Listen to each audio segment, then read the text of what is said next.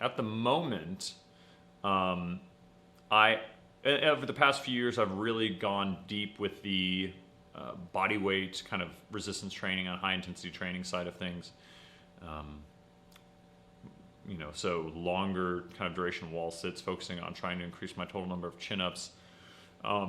More recently, thanks to a video from Doug Holland, I'm working on trying to achieve the 1 minute concentric chin-up.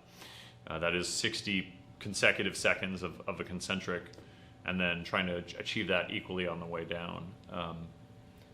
But generally, when I started out, it was like Big 5+1. It wasn't called the Big 5 then, but it was a couple upper body compound movements, maybe 1 or 2 upper body isolation movements, lateral raise, pull over, something like that. Typically a leg press, and then either a lumbar extension, a leg curl, leg extension, something ancillary. Now, with this running, as it relates to this course, a lot more of my training has been centered around supporting that athletic endeavor. We'll get into here in a second why the running has kind of come into play, but the real tweaks have been a little bit more work around the ankle joint itself, a little bit more emphasis on the muscles of the mid-back. And in spite of changing all of these modalities, I'm sitting on an ARX. I use that when I have somebody available to train me. My lean mass has largely stayed the same as measured by DEXA over the past 5 to 6 years. It's just, it has sort of reached a maintainable base, the highest possible plateau given my life circumstances. This spring I was training upwards of 91 sessions, and I have 2 children under the age of 5, and 3 dogs, and a mortgage, and a business loan, and I'm working on courses like this. So I don't have a lot of time. I can't build a lifestyle around trying to support more lean mass, and frankly, when I did it, I just got fatter. So it would be great to see more lean mass, but I think I probably am as muscular as I am now, maybe a few pounds more than I was at 21, although that's pretty good if you look at the population writ large. I'm focusing a little bit more on performance of things like slow chin-ups and running. And the strength training is at once a week at the moment?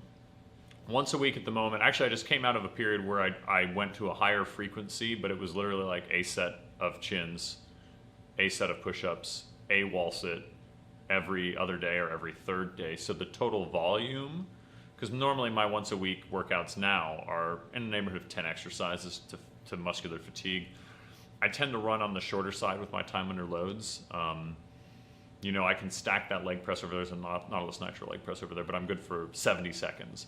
Perfect control until I run up against a wall. And I can add resistance week over week on that when I'm really focusing on it. And the time and load doesn't really budge. You had experimented or have just come out of the phase recently where you were training every third day. Was there a purpose or an intent behind doing that? Sure. So Jeremy Lenicky, who's a researcher at Ole Miss here in the United States, had theorized that one of the things that might, for advanced trainees, might be conducive to further growth long term is controlling volume and spreading it out more frequently. And this was theoretical in the sense that we know that protein synthesis elevation post strength training bout is relatively confined, even if you're advanced. Like it doesn't protract out. Menser had the right idea in the sense that the stronger need less. In this, but that's kind of a it's not an absolute volume, but when you're a more novice trainee, it's almost like you don't have the motor control, the motor capability to really aggressively get at the muscle tissue. And generally, Menser's coming from a bodybuilder background, so that focus on the mind-muscle connection. Well, if you have no idea what it's like to really deeply work a given muscle, then that connection's poor. So you do need more exposure, in part because you have a low work capacity, but also in part because you are handling lighter loads that you can handle more total volume. And then as you get stronger and you get really good at going to fatigue, in that sense you need less, but that doesn't trend to infinity where one set every 12th day or something insane like that.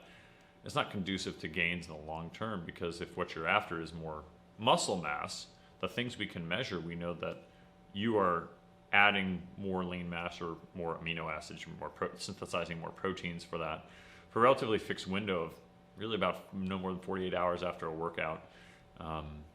And that doesn't really change too much. So the idea was that if you could sort of, as soon as that was done, strike again with the lowest amount, as long as you got to failure in that area, you could cause that, start accruing more protein synthesis and do it on just like one set. So instead of saying, I'm going to hit these muscles through 3 sets, say 2 upper body compounds and an upper body isolation movement, I'm going to do 1 set every second or third, every 48 to 72 hours. Just spread that volume out over the course of a week. Would that make any difference? And in my case, it just didn't seem to make a difference. You have some individuals who seems like they can do that every day. They can say, I'm going to take my 7 exercises or what amount, let's say I train twice a week and do those 2 sets or those 2 workouts, each have about 8 exercises in them. And I'm going to take that, I'm going to do a very small percentage of that 5 or 6 days a week. I don't see the utility in that, but it was theoretical, right? The whole thing was largely theoretical. Like, okay, if you can crush yourself with volume and it requires this protracted recovery, could having a lower volume and a higher frequency, as long as you got that active ingredient of muscular failure, cause the outcome in which you're after? Did you prefer? So now you've done both. Mm-hmm. Do you prefer a once a week frequency? Just on it. So if we're saying the results are the same, do you have a preference for which way you do it? It really, now that I've kind of done both and my schedule, I find myself, I think it's probably closer to, I'm going to call it 1.5 times a week. I have a structured workout, and then later on in the week I might work on that, because something like a 60-second chin-up is a strength effect, but it's also a skill of learning to kind of marinate in the slowness and not skip past the difficult middle portion or things of that nature. So there is a training effect, but I'm relying on it less for the training effect and more on it for, okay, am I fresh or not?